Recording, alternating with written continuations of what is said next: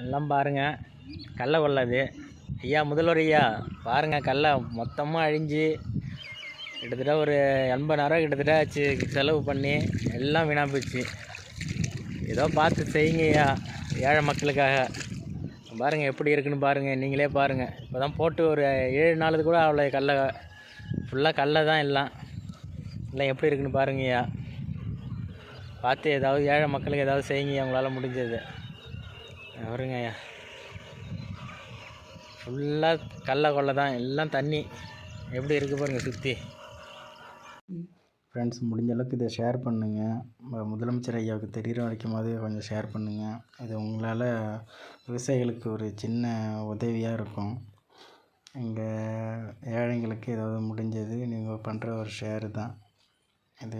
முதலமைச்சர் ஐயாவுக்கு தெரிகிற வரைக்கும் மட்டும் இந்த ஒரு ஷேர் மட்டும் பண்ணி விடுங்க.